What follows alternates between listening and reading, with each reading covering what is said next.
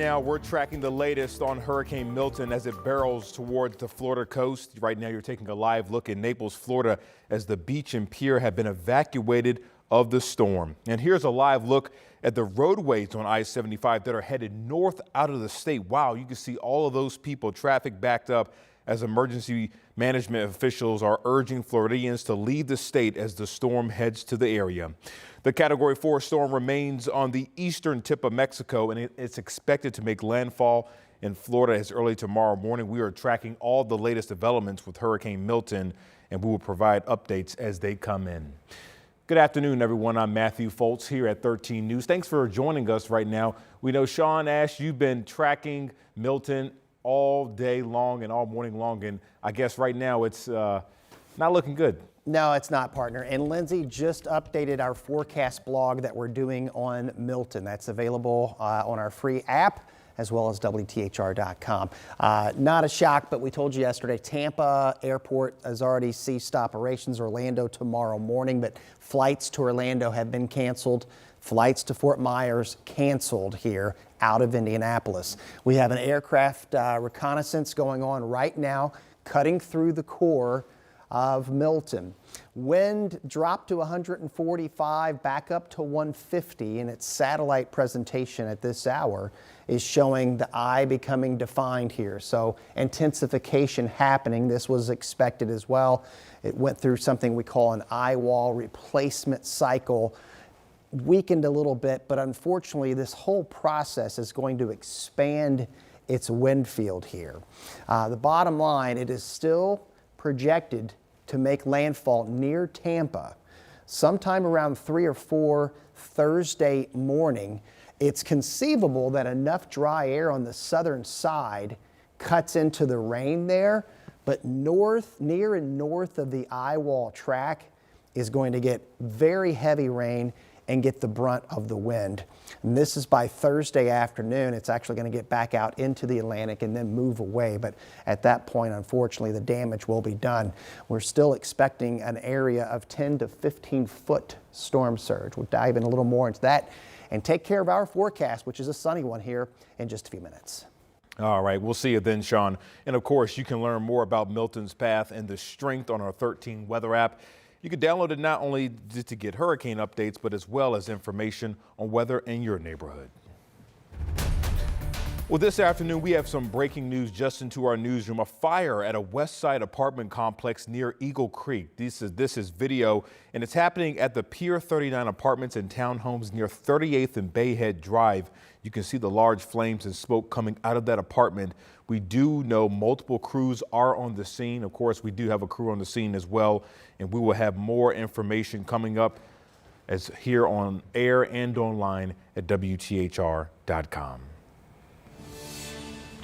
Well, new at noon, IMPD is investigating a death of a man found inside of a home with traumatic injuries on the city's northeast side. Now, right now, we have very limited details so far, but police say they were called to Wickfield Way. That's near 65th and Benford Boulevard around 2 this morning. They say there they found a man with trauma and pronounced him dead at the scene. We are working to learn more about this investigation, including the name of the victim. Of course, we will provide the latest updates as soon as we learn more. Well, today is the start of early voting, and hundreds are showing up already to cast their ballot. Doors open at 8 a.m. this morning at the City County building. For the first time, Marion County residents could go there to vote. Doors will be open every day, but the hours change, so voters are encouraged to check the schedule before you head out.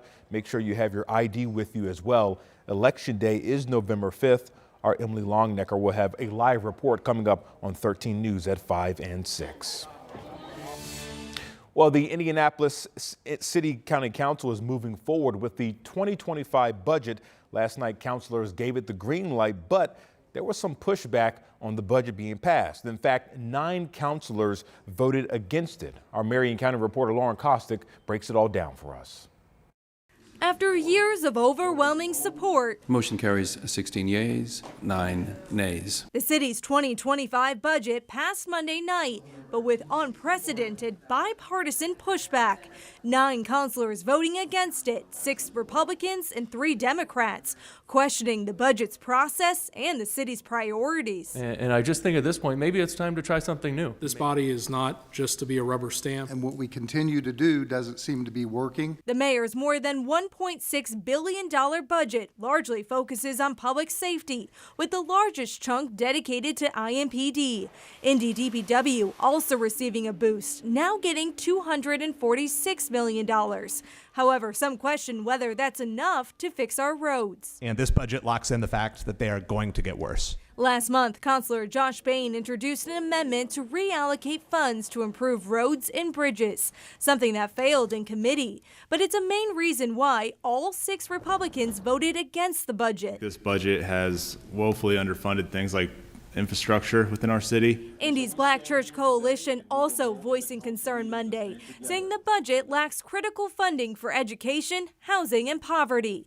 Reasons councilors Carlos Perkins and Renee Allen went against others in their party. This overall budget disproportionately falls short in addressing urgent needs. However, 16 councilors disagreed, voting in support. We all live in this city, we all love this city, and we're all working really hard to make it a better place. In a statement, Mayor Joe Hogsett said, despite ongoing labor negotiations and a year of tight revenue growth for the city and county, this 2025 budget shows our support for our employees and the important work they do each and every day to serve residents, as well as continues to fund successful city programs that we know are making Indianapolis a better, safer place for all. And this approved budget will go into effect next year on January 1st. At the City County Building, Lauren Kostick, 13 News. And other major proposals approved last night, a measure to hopefully curb street takeovers here in Indianapolis, but they made some changes. Now, under this revised plan, organizers and people taking part in spinning incidents would face up to $1,000 in fines for a first offense. That amount will go up to $2,500 if a person violates the ordinance again, and cars used in the event would be impounded for at least 30 days. And with the early voting already underway, we're learning that poll workers for this upcoming election will also be receiving a raise. The City County Council approved the plan last night. The pay for absentee voter board workers is going from $11 an hour to $15. Election day clerks will now get $180 a day. That's up from $100. And election day inspectors are getting a boost from $200 a day to $240 a day. Well, now to the latest on an investigation in the small Hamilton County town of Atlanta, Indiana. The town council met for the first time last night since state police launched an investigation into the utilities superintendent and building commissioner. However, the meeting only lasted 10 minutes. There was a packed room last night full of residents looking for answers. The council did not offer any further insight into why state police are investigating Andy Emmert. But we do know that just last week, state police searched his house and a few town buildings. They loaded 2 different classic cars off of Emmert's property. He has been placed on administrative leave. We've also learned that leaders in the nearby town of Arcadia have agreed to help with operating Atlanta's water and sewer plant in his absence. I would like to make a motion to place Andy Emmert on administrative leave, but until further notice. I'll second. All in favor? Aye. And they also appointed an interim building commissioner. Right now, keep in mind that the town itself is not a target of the investigation, and Emmert is not under arrest at this time. Well, 12:09 on your Tuesday afternoon, we have some breaking news to bring you. This is a live picture of a traffic alert. This is at I-465 westbound near Meridian Street on Indy's north side. We're told that a trash truck caught fire and is currently blocking traffic. Of course, you can see that traffic almost at a standstill at this point, barely moving. Of course, this is just into our newsroom, so we will continue to monitor this and bring you the latest updates as soon as we learn more.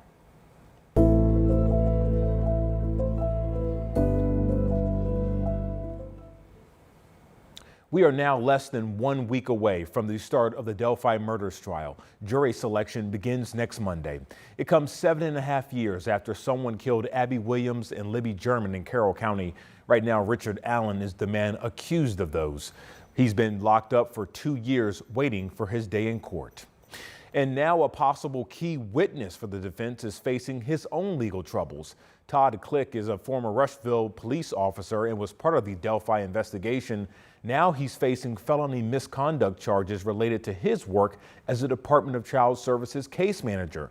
Investigators say he lied about visiting victims and families and forged signatures on paperwork. In the Delphi case, Click has repeatedly said he and 2 other investigators strongly believe that at least 3 people were involved in the murders. It's unclear what, if any, impact this new case will have on the defense's plans during this upcoming trial. And a lot has happened with the Delphi case over the past 7 years, from the girl's disappearance on that February day to the arrest of Richard Allen 2 years ago. Coming up this Friday on 6:30 on WTHR Plus, our Delphi murder special will catch you up on the major moments in this case ahead of the trial. 12:11, drivers listen up. NDOT is announcing plans to close a busy stretch of I65 in downtown Indy. These closures will start on October 18th. The southbound lanes between West Street and Alabama Street will close for bridge repairs.